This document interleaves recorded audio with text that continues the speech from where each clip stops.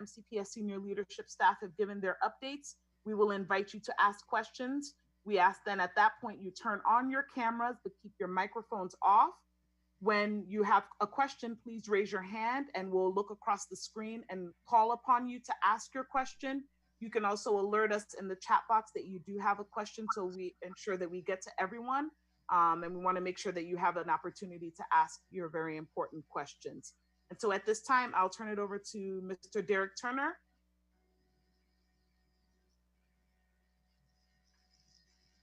Good morning, everyone. Thank you for joining us for this press conference about fall recovery for Montgomery County Public Schools. This is an important conversation, and we want as many of our community members as possible to understand what we are envisioning for the fall with this initial framework. So I'm going to turn over this presentation to Superintendent of Schools, Dr. Jack Smith. We're going to have some information to share with you about the fall recovery and some other topics, and then we're going to open it up to Q&A. Again, a reminder, please stay on mute while we go through our topics, and then we'll handle your questions when we get to the end with raising of hands and open cameras. So Dr. Smith. Good morning. Thank you for being here, for helping us share information with our community and with our families across Montgomery County.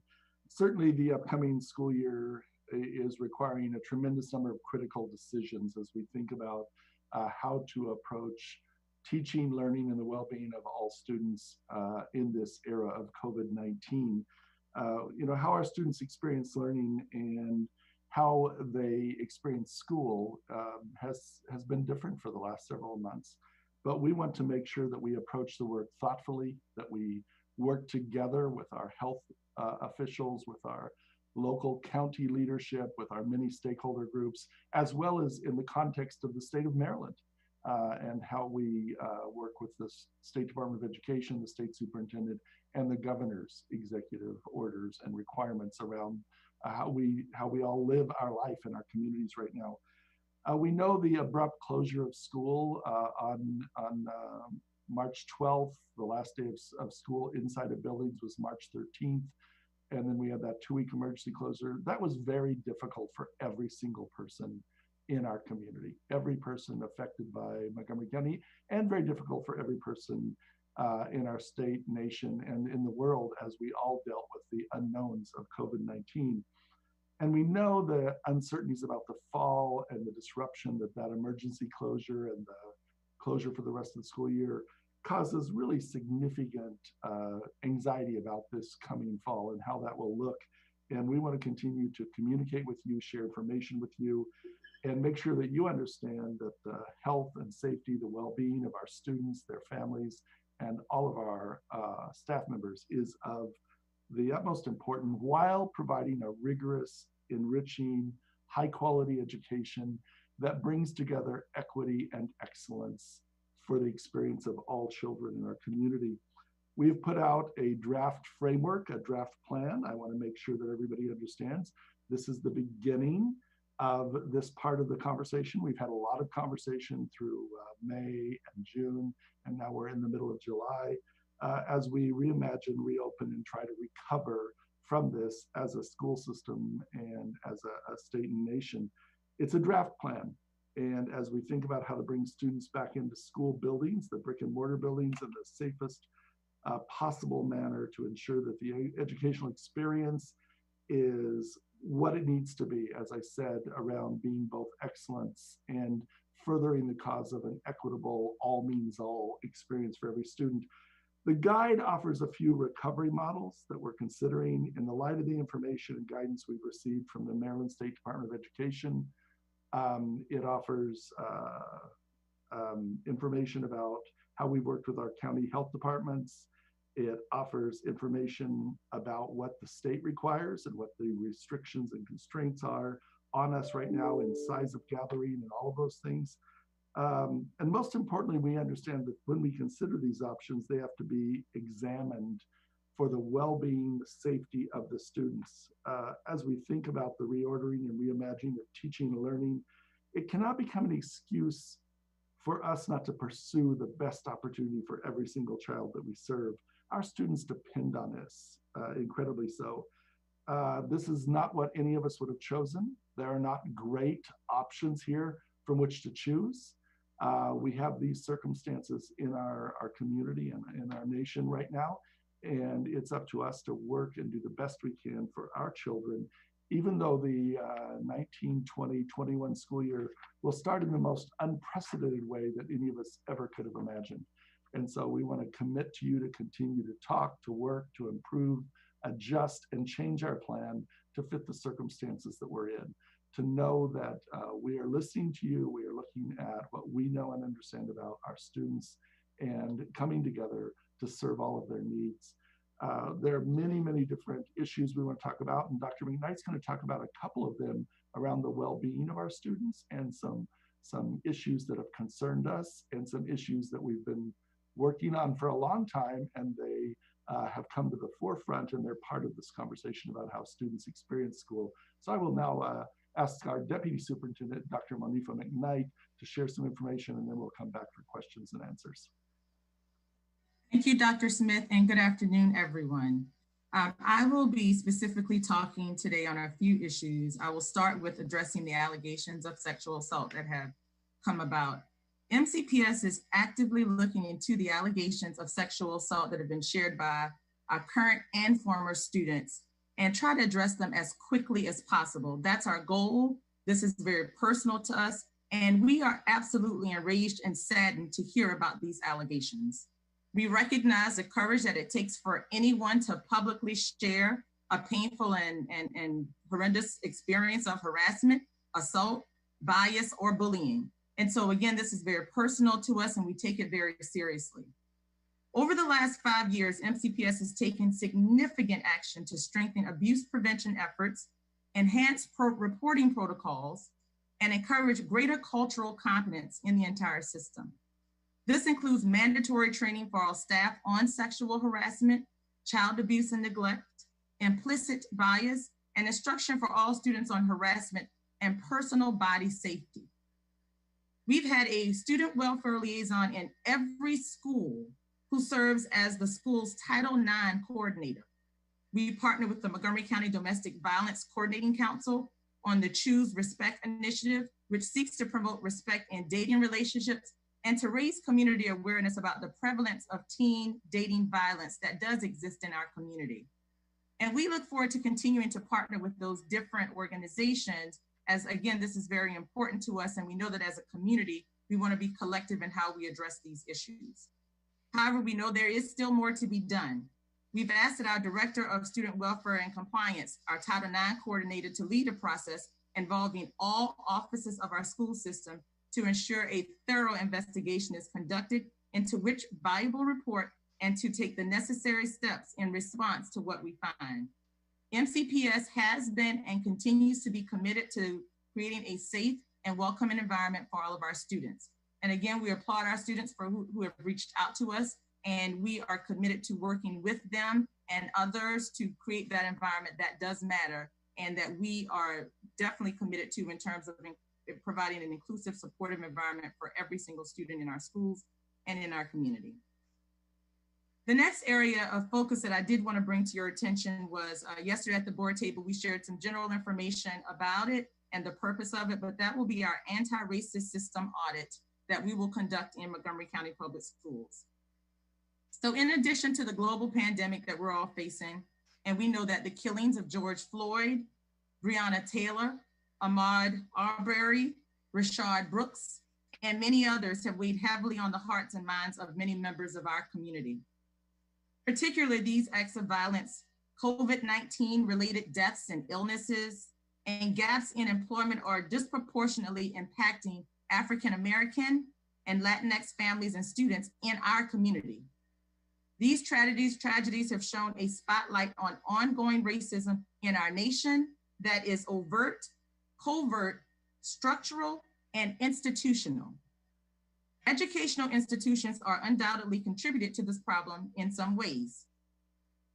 It is important to acknowledge that MCPS has been on the forefront of disaggregating student performance data and confronting the gaps in achievement and access opportunities. We have made it our mission to build an equitable system of excellence for all. And today, we are confident that we're capable of and committed to accomplishing this mission. MCPS is committed to an all means all approach for student success, which I know many of you've heard before. While many of our students achieve at very high levels, not all have had access, opportunities, and resources needed to meet their full potential. We remain steadfast in our efforts to address disparities in student outcomes by closing gaps in opportunity and achievement for all students in all classrooms in all of our schools. And our equity and achievement framework provides the purpose, the path, and the plan to ensure success for those students. And so while this framework does provide an opportunity for us to be persistent in addressing disparities in student outcomes based on race, culture, income, disability, and language, we've made great progress in some areas, but there is still much more work to do. Data and evidence are critical tools that equip us to better understand what we need to do and create greater access and equity to do just this. We must continue to use multiple measures to determine if all of our students are learning. Our work to address disparities in student outcomes with an emphasis on focus groups representing African American students, Latinx students, and students in poverty have already been initiated through the Equity and Achievement Framework. And we offer cultural competence training to all staff to really combat the implicit bias in teaching and to ensure all students feel welcome and supported in all subjects and in all classrooms. So as a system, we know that another key component in this work is addressing students' physical, social, and psychological well-being. And our Be Well 365 initiative has been a linchpin in helping students achieve and maintain academic success. So we acknowledge that there are gaps and we continue to delve deeper into why these gaps are existing and the reasons behind why they exist. So as a system, we're looking deeper into how our work and commitment will move forward in our school system closer to close a goal of being a more equitable community. And an immediate next step is that we will conduct an anti-racist system audit based on the following areas. We're going to analyze our workforce diversity first. Secondly, identify the progress and barriers in work conditions throughout our school system. Third, conduct a K-12 curriculum review with a lens of equity for all subjects and all levels. Or we'll analyze the progress on the components of our equity achievement framework. Fifth, we're going to analyze community relations and engagement to make sure we're reaching all of our communities at a central and school level. And finally, we are definitely going to make sure that we continue to look at how we evaluate school cultures to ensure celebration of diversity and inclusion, because that is where we're going to make the difference. And we've shared before about our ongoing work to do that in our schools. So these are just some of the highlights of the additional steps that we're taking as a system to address the surge in incidents and to ensure all students have a safe and welcoming learning environment where they can thrive. And I'm confident that working together in our community, we'll see a significant improvement.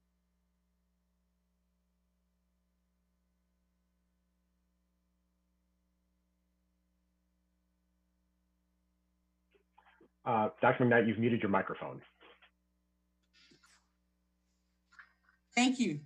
Did you hear the last part of what I shared? Could you please repeat the last, I think, 2 sentences? Okay, I just said that we're very confident on working on these things within our school community, and we know that we'll see significant improvement in our district based on the work that we do from this audit. And we look forward to partnering with all of our community members in doing just that. Thank you. Thank you, Dr. McKnight. So if all of our media partners can turn on your cameras, but leave your microphones muted, and we'll go through and try to capture folks by raising your hand. So please just raise your hand if you have a question, and we'll go from there. So I saw Bruce was the first one up. So Bruce, have at it. Superintendent, the Maryland State Education Association and the Maryland PTA released a letter to the state school superintendent and to the governor yesterday, in which they said that the only safe way to do school is to do it virtually in the fall. Can you give us your reaction to that? And I guess from your plans, you think that that's not accurate. Well, first of all, our plan is to be prepared to open brick and mortar schools when we can. And we've said that all along. We have a lot of different critical decisions that will be made by different people as we move forward the rest of July and into August to make a hybrid model possible. So we'll continue to work on that. In terms of the Maryland State Education Association and the others, there are a tremendous number of perspectives across our society. Our goal is to work within the framework of what our officials require in the county as well as the state, and to work especially within the framework of what our health officials say is appropriate. And so if you watched our board meeting yesterday, our Chief Health Officer, Travis Gales, Dr. Gales, joined us at our board meeting for about an hour and answered some questions. And what he says is that as we move forward, we'll know if we can open in the way we've described or in a different way in brick and mortar schools, but we're going to open schools on August 31st for all of our students. And it'll be, we know at that point, it'll be a remote learning situation. And then we're going to see how we can move into other models as that becomes possible. Thank you, Dr. Smith. Kate Ryan, I think you were next. There we go. I had a question about the sports programs. I know that there are concerns about whether or not you can have sports. I think a board member O'Neill brought that up, and I don't know that Dr. Gales was able to answer that question. What is the status? Can you have sports? Practices would begin pretty soon, wouldn't they?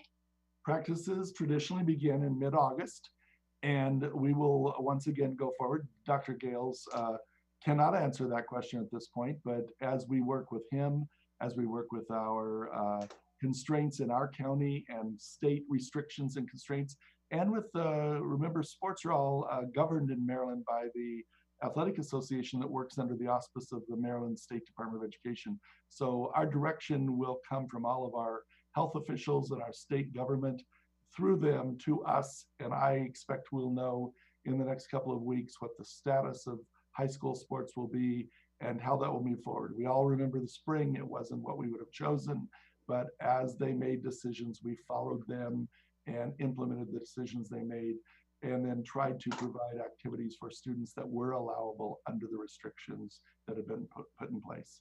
When might people know? I think, as I just said, by the end of July, everyone should have a much clearer idea, because at some point, all of the different entities involved in this will have to come together and make a decision. But I can't imagine that they'll allow sports that are outside the restrictions that are in place for the community and for the school system and all the other restrictions that might be in place at that time. Got it. Thank you, Dr. Smith. Thank you, Kate. So next up, we have Channel 7, Kevin Lewis, followed by Bethesda Beat and Caitlin.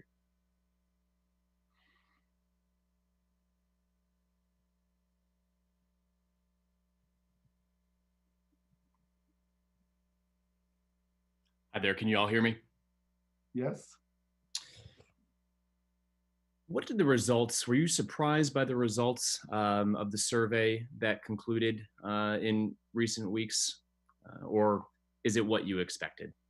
No, I wasn't surprised by them. I think that obviously I didn't know what they would be, but as people responded, over almost 60,000 families and community members responded, about 16,000 staff members responded. And we looked at those as they came in all the way along.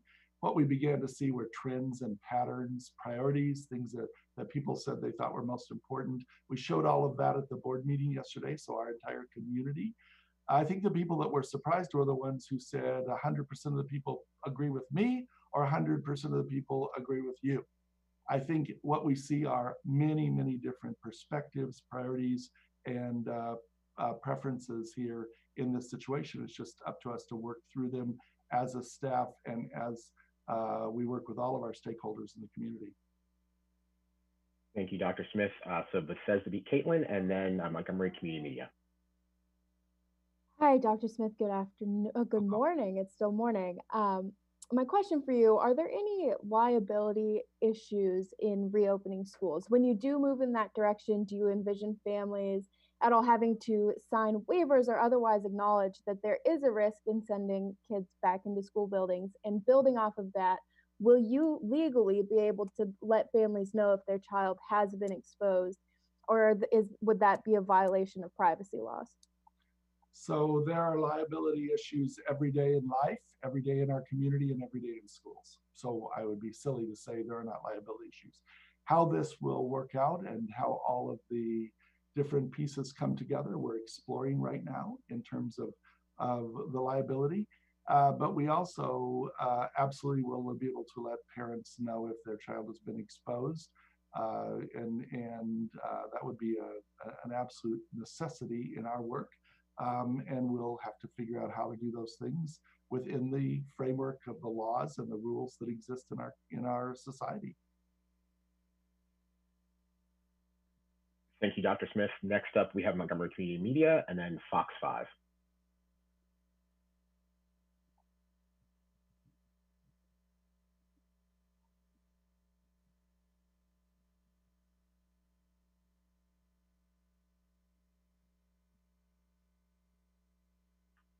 Miriam, I think that's you.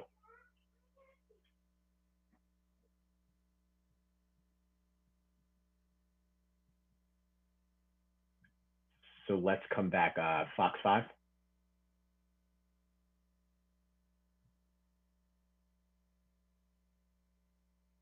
All right, how about DVM?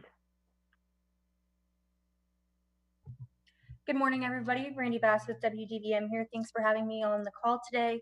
I wanted to ask, and I'll open this up to both Dr. McKnight and Dr. Smith. Has NCPS discovered any non-public health related benefits to online instruction? Has anything positive come out of this process and planning and moving folks to online instruction? Well, I will start, and then I'm going to ask Dr. McKnight to share her perspective also. That would be good. We've heard from lots of families about their experience. And of course, those experiences have ranged the continuum from difficult and troublesome to very good. What I've seen as I've read many, many messages from family is that some students actually prefer this model. I don't think that's a majority or an overwhelming number, but there are students who prefer it. And actually, as I look across my 6 grandchildren, 5 of whom go to school, I do have one of those 5 that actually has done better in this environment as an elementary student than in the regular school setting. And so I think that it's very hard to generalize about this. The other thing I think it did is it dragged us into the 21st century, that whether we're in brick and mortar schools or in this environment, we need to have students engaged digitally all the time, every student, everyone connected, because this is the way the world works, as we know. Dr. McKnight, your thoughts about this? Sure, absolutely. So one of the positives I'll mention is that our community have expressed much gratitude for the option that we are actually putting out surveys allowing families to make a choice about this. This is a very personal experience for many people. None of us have ever had to navigate a health pandemic before, and many people feel many different ways, and there are many different situations in a variety of households. That speaks to the decision really has to be about what they're comfortable with.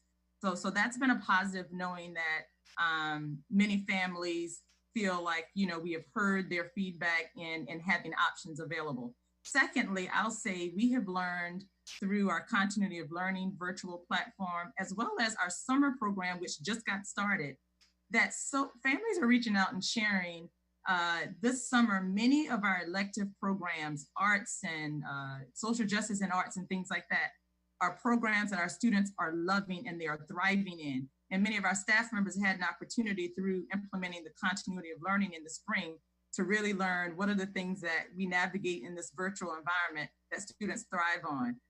And so we have gotten some positive feedback about that. And as a parent myself, my son, who's 8-year-old, who was in an art camp, asked my husband and I, could he take it again for a second time?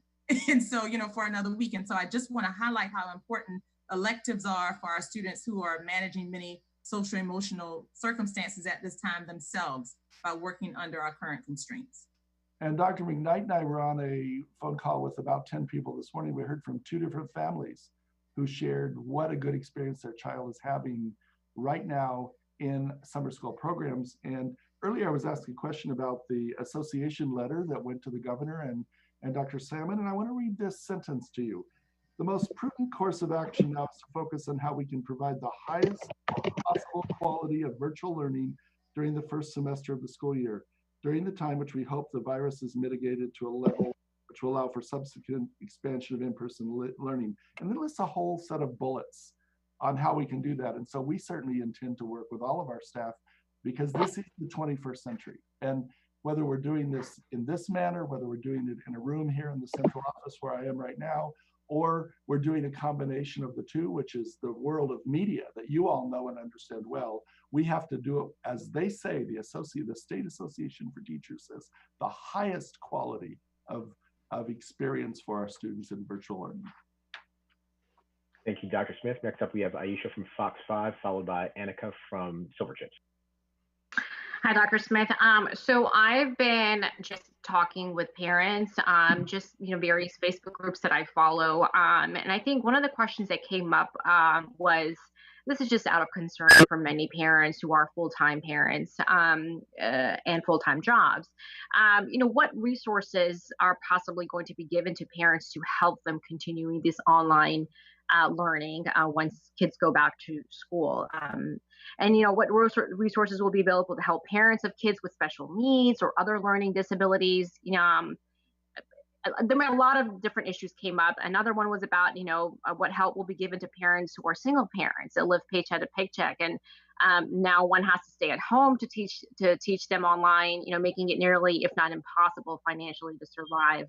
What about the kids who don't have an adult to help them with this? So, it's just a plethora of questions, but I just kind of want to know the overall, what other resources will be provided for parents who have such concerns? Absolutely. Certainly the circumstances of our parents and our families vary widely across our entire community and all over this country. And we have to be very cognizant of that. One of the things we did with our budget this year is to make sure that we're focused on getting digital tools and connectivity to every single student. So students aren't sharing them in the home, or they're not dependent on us to make sure we provide a Chromebook in a parking lot like we had to. And so that's been a big part of our effort. Another part of our effort is to build out time for adult learning, to make sure that our adults really do know how to, in essence, reach through the computer and support the students, support the family. And we're really going to approach this as an all hands on deck effort this year. In the spring, it was crisis circumstance. It was emergency circumstance. As we approach the fall, we're going to use what we learned in the spring, what we're learning now in the summer, to really find more and more effective ways to support our parents. And the third way is to really look at where our students are when they come in September in their learning and in any loss they had or gaps they experienced in the 6 months from March 15th until the beginning of school, and commit more time and more resources where students are having a problem, so that we will differentiate in how we provide that adult support to children across our community. And I know that isn't everything, but we're going to do what we can to mitigate this. And I would call on community leaders to also really use their resources to support families in these circumstances in education and housing and anywhere else. And I think ours have, and they need to continue to do that. Dr. McKnight, are there things you want to share about the work that you and your team have been doing, kind of on the ground, practical ways to follow up with this? Absolutely. So we have been thinking about, again, every household that exists and implementation of this recovery plan. And so that's why we presented the options that we have. Another big part of what we are connecting with our community members, as Dr. Smith just said, as many have reached out and are willing and wanting to help, and really looking at the plan and say, how can we support? And so I look forward to us continuing to have those meetings over the next few weeks and months. And quite frankly, as long as we're in the situation in which we're navigating this health, because it is going to require an entire community to come together to support throughout all of the adjustments we've had to make with normal traditional structures as a result of COVID-19. Thank you, Dr. McKnight. So we have Silverchips followed by NBC4 and Chris Gordon. Switching gears a bit to the sexual assault investigation, Dr. Smith and Dr. McKnight, would you consider it viable to describe allegations? So if I can ask, what makes an allegation viable? I'm sorry, could you repeat that question? There was some interference that came on while you were speaking. Yeah, sure. I was asking what makes an allegation viable? Sure, we have our team here. And so I'll turn over to Dr. McKnight, or she can ask Mr. Edmondson to talk about this. He's here also, and they're looking at each of these circumstances closely, and they can talk specifically about the criteria that is there. So Dr. McKnight, Mr. Edmondson. Sure. I'll have Mr. Edmondson chime in, but I think the first step is to be able to make sure that we hear from everyone who's made an allegation so that they can make that connection, so that we're able to look into all of the situations to determine based on the criteria that Mr. Edmondson will speak to. So that's initially been our first step, as we've had many folks outreach in many different ways and making that personal connection with them. Mr. Edmondson, do you want to speak specifically about the criteria? Sure. So just to address the viable question, we consider all of our concerns, issues, or complaints as viable complaints. Now, whether or not they would qualify as an official Title IX case, we certainly run that through our legal department. We run it through our collaborative efforts with our state's attorney and our police department. So each one of the cases that comes in is a viable case for us, and we take it extremely seriously, and we run it through our process to make sure that we've done everything we need to do with not only reporting, but also following up with student support and possibly code of conduct issues. But our school district position is, we take every case as a viable case, and whether or not we have to categorize it, or whether or not we do categorize it as a Title IX sexual harassment, or even if it's an assault where our special victims unit of the police department will get involved. That depends on the details and the context of each case. Thank you, Mr. Edmondson. So next up, we have Chris Gordon from NBC4. Thank you very much. I've unmuted. I hope you can hear me. Yes. Okay. Last Thursday, we had a very well presented tour of an elementary school, saw the social distancing, the lineup, the school bus, the hand sanitizers, and we realized there just isn't enough space. In the classroom, maybe 50% capacity, on buses 25%. A day or two later, it came out that Montgomery County was going to be starting with virtual learning through November. What I'm asking for today is if you can give us the scenario, in other words, as if you're talking through us to parents, what they can expect today, because today we're going to be presenting some of the Virginia school systems, DC school systems, a concrete plan. So to the degree that you can lay out your concrete plan and the timetable for whatever other decisions, trying to decide, for example, are you going to, if you go in school, rotating 2 days a week, every other week? What can you tell us at this point? So first of all, let's clear up some misinformation. The plan, the draft framework that we put out, the initial plan, didn't say we would stay virtual until November.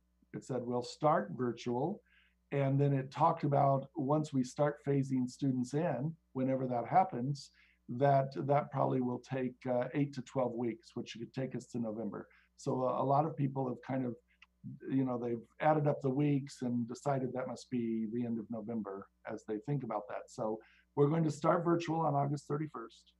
We're going to continue to work with our health officials, our county leaders, our state leaders, and we're going to make a decision about where we go. And ultimately, the Board of Education will approve that decision. And they provided a lot of feedback and a lot of questions yesterday, if you watch their meeting. So we're going to meet again with them on August 6th. And we're at that point, everybody knows we're going to start virtually right now. That they all know that. When we start, and I'll even say if we start, because we all know if there's a dramatic increase in cases, we may not get to start by November to have brick and mortar experiences. We're going to wait and see where that is, but by August 6th, we will say we're going to, we all know we're going to start virtually, and that it's our goal to start on such and such a date to bring students and staff back into schools if the conditions and the trends continue to stay as they are now. That's exactly what's going to happen. Dr. McKnight, is there something else that you'd like to add to how we're thinking about that? I think you covered it, Dr. Smith. That's exactly what we're thinking. Chris, we appreciate you raising that, because sometimes we put information out and people add up, as Dr. Smith said. And so we were surprised when we heard about the starting in November as well. It was never our intention to start in November. However, we did want to make that that space flexible and let our community know that we are starting online. And as soon as we are able to and have the support of, like Dr. Smith said, our local government to start that rotation, we will begin that. In terms of your question specifically around the rotation schedule, the goal for the option of virtual and to have an in-person experience was to allow students the opportunity to be able to rotate, particularly our younger students, to rotate through to have an in-person experience on a schedule twice a week starting out. Dr. Wilson, if you'd like to give any more context, or Ms. Hazel, to that specifically, just so that they'll know if we're able to accomplish that, exactly what it would look like, or what we're. Thank you.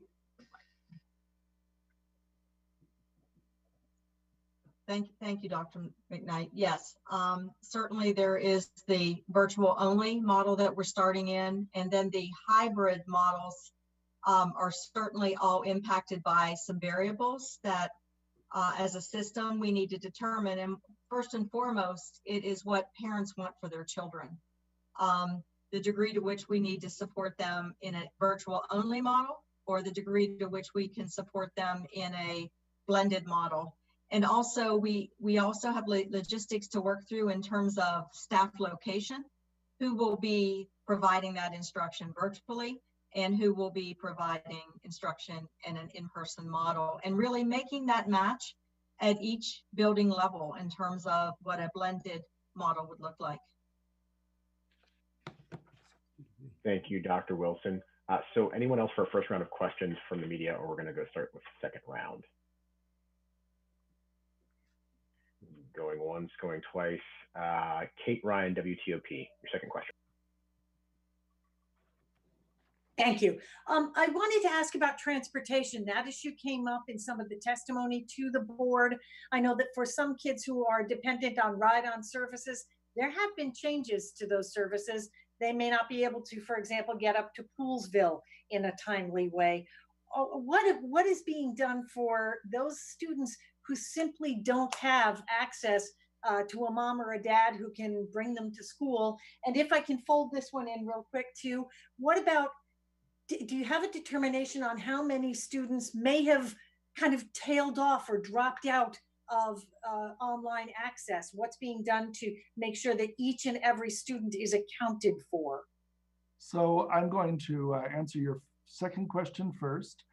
We developed some very specific criteria during the second half of the remote learning in the spring.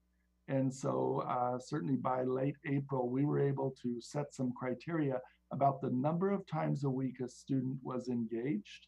And we also worked to make sure in those very small number of cases where families chose to or were in a circumstance that required that they use paper, that we also used other methodologies like telephone calls and emails to make sure that we had engagement with them.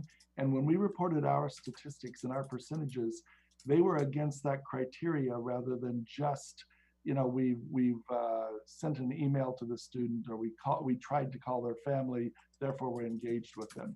And so we're going to continue to work with that. We're working with the Maryland State Department of Education to make sure that our enrollment and attendance policies and rules fit this new world that we're all in, because as Dr. McKnight just said, some families are going to be in the virtual world, you know, for the foreseeable future. And they're our families and our students, and we want to serve them well. And whatever system we're in, we're going to make sure that we have a rigorous standard. And then when we don't hear from a student, or we think they're absent, for an extended period of time, for a few days, just as we did before all of this happened. We're going to use a case management strategy, and we're going to go find those students. And we did that this spring with our seniors. We've done it with all of our children at every school, and we're going to keep that up. The second question around transportation is a very good question. Before any of this ever happened, we were working with the Montgomery County government to make sure that the ride-on buses were fully available to our students, given the legislation that passed last year to give every student access to the ride-on buses 24 hours a day, 7 days a week. And we really appreciated the county council's effort in that. I'm going to ask Ms. McGuire, S.E. McGuire, to talk about how we've been thinking about transportation, both in the regular systems of picking up students and dropping them off, as well